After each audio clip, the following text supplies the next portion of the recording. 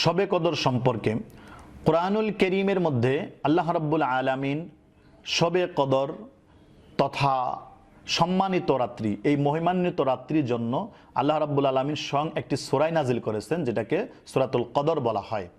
সেখানে এই রাত্রে যে বৈশিষ্ট্য এগুলো তুলে ধরা হয়েছে। এই রাত্রির তিনটি বৈশিষ্ট্য। এক নাম্বার হচ্ছে, এই রাত্রিতে কোরআনুল কারীম নাজিল করা হয়েছে।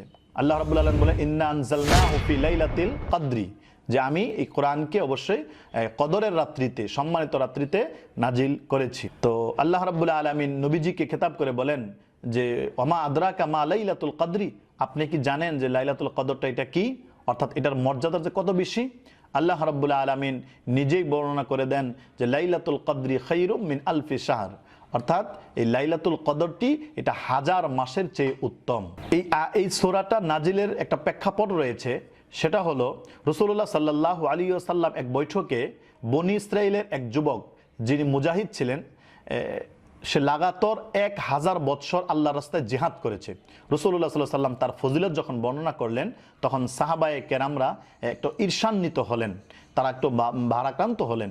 অর্থাৎ আগের যে উম্মতের লোকগুলা, তাদের হায়াত ছিল দীর্ঘ 150-200 বছর, 250 বছর বেশি ছিল, আর এই উম্মতের হায়াত মাত্র সামান্য 60 থেকে 70 বছর। তো এত অল্প সময়ের মধ্যে তাদের মতো ইবাদত বন্দেগী কিভাবে করবে? তো সাহাবায়ে কেরামদের এই বাঞ্ছনার দিকে লক্ষ্য করে আল্লাহ রাব্বুল আলামিন জিবরাইল মারফত রাসূলুল্লাহ সাল্লাল্লাহু আলাইহি ওয়াসাল্লামের উপরে তাৎক্ষণিকভাবে এই সূরা নাজিল করে তাদেরকে সান্ত্বনা দেওয়া হয়েছে যে এই রাত্রটা, যে শবে কদর, এটা এমন রাত, এই রাতের মধ্যে ইবাদত বন্দেগী করলে যারা হাজার মাস আল্লাহর রাস্তায় ইবাদত বন্দেগী কাটিয়েছে তার চাইতেও বেশি সওয়াব পাওয়া যাবে। এই রাত্রের অন্যতম আরেকটি হচ্ছে যে তানাজ্জালুল মালায়েকাতু ওয়ার রূহু ফিহা বিইজনি রাব্বিহিম, যে ফেরেশতা এই রাত্রের মধ্যে নাজিল হয় এবং জিবরাইল আমিনও নাজিল হয়।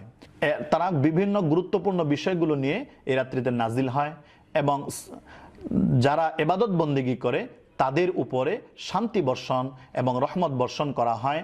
এটা ফজর পর্যন্ত অব্যাহত থাকে। হাদিসে পাকের মধ্যে এসেছে বাইহাকি শরীফে যে আল্লাহ রাসূল বলেছেন, ইজা কানা লাইলাতুল কদরি, যখন লাইলাতুল কদর আসে তখন নাজারাত জিবরাইল আলাইহিস সালাম, তখন জিবরাইল আমিন নাজিল হয় ফি কাবকাবাতি মিনাল মালাইকাতি, ফেরেশতাদের বিশাল একটা দল নিয়ে। তো ইউসাল্লুন আলা কুল্লি আবদিন কাইমিন আও কাঈদিন, তারা রহমত প্রেরণ করে, অর্থাৎ আল্লাহ পাকের পক্ষ থেকে তারা দুরুদ সালাম শান্তি পেশ করে প্রত্যেক এমন বান্দাদের উপরে যারা দাঁড়িয়ে থেকে অথবা বসে থেকে ইয়াজকুরুল্লাহ আজ্জা ওয়া জাল্লা, আল্লাহ পাকের ইবাদত বন্দেগী করে আল্লাহকে স্মরণ করে। এই রাত্রটা এটা রমজানের শেষ দশকের যে কোনো এক বেজুর রাত্রে হতে পারে, কারণ হাদিসের মধ্যে এসেছে আল্লাহ রাসূল বলেছেন, তাহাররাউ লাইলাতুল কদরি ফিল বিত্রি মিনাল আশরিল আওয়াখিরি মিন রমাজানা, অর্থাৎ রমজানের শেষ দশকের বেজুর রাত্রে তোমরা এই শবে কদরকে তালাশ করো। এটাকে স্পষ্টভাবে কোনো এক রাত্রিতে ঘোষণা করা হয়নি, এটাকে গোপন রাখা হয়েছে। গোপন রাখার কয়েকটি রহস্য থাকতে পারে।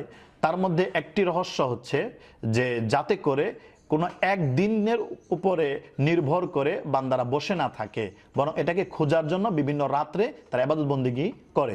2 নাম্বার, উলামায়ে কেরামরা বলেছেন যে এটাকে গোপন রাখার রহস্য হচ্ছে, যদি এক রাত্রে নির্দিষ্ট করে দেওয়া হতো এবং সবাইকে জানিয়ে দেওয়া হতো, তাহলে ওই রাত্রিতে যারা ইবাদত করতো তারা মাপ পেয়ে যেত, আর যারা ইবাদত করতো না তারা অবশ্যই আল্লাহ পাকের গজবের মধ্যে নিপতিত হতো।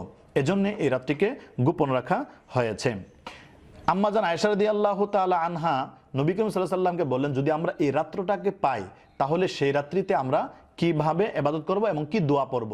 তখন আল্লাহ রাসূল সাল্লাল্লাহু আলাইহি ওয়াসাল্লাম দোয়া শিখিয়েছেন যে তুমি ওই রাত্রিতে পড়বা যে আল্লাহুম্মা ইন্নাকা আফুবুন তুহিব্বুল আফওয়া ফাআফু আন্না, অর্থাৎ হে আল্লাহ, নিশ্চয়ই তুমি ক্ষমাকারী, আর ক্ষমাকারীকে পছন্দ করো, আমাদেরকে তুমি ক্ষমা করে দাও। এভাবে শবে কদরে ইবাদত বন্দেগী করবে। ইবাদত বন্দেগীর নির্দিষ্ট কোনো নিয়ম নেই, সেখানে 2 রাকাত করে নফল নামাজ পড়বে, কোরআন তেলাওয়াত করবে, জিকির আজগার করবে, মুনাজাতের মাধ্যমে রাত্রকে ইবাদত বন্দেগীর মাধ্যমে কাটিয়ে দেবে। একটি বিষয় হচ্ছে যে এই রাত্রের ইবাদত কিভাবে করা হবে। এই রাত্রে ইবাদত করার জন্য নির্দিষ্ট কোনো নিয়ম নেই এবং নির্দিষ্ট কোনো সূরাও নেই। শুধু বলা হয়েছে যে কিয়ামুল লাইল, অর্থাৎ রাত্রকে ইবাদত বন্দিগির মাধ্যমে কাটিয়ে দেবে। সুতরাং নফল নামাজ পড়লে 2 রাকাত 2 রাকাত করে যে স্বাভাবিক নফল নামাজ পড়া হয় সেভাবেই নফল নামাজ পড়বে, যে কোনো সূরা দিয়ে কিছুক্ষণ নফল নামাজ পড়বে। এবং কত রাকাত পড়তে হবে এটা নির্দিষ্ট কোনো রাকাত নেই, যার যে পরিমাণ ইচ্ছা হয় সে পরিমাণ পড়তে পারবে। এরপর যদি ক্লান্ত হয়ে যায় তাহলে বসে বসে জিকির আজগার করবে, কোরআন তেলাওয়াত করবে, বিভিন্ন ইবাদত বন্দি করবে, মুনাজাতের মাধ্যমে রাত্রি কাটিয়ে দিবে। আল্লাহ রাব্বুল আলামিন আমাদের সকলকে এই শবে কদর অন্বেষণ করার জন্যে রাত্র জাগার তৌফিক দান করুন এবং এই শবে কদরের যে বরকত রয়েছে সেটাকে হাসিল করার তৌফিক দান করুন। আমিন।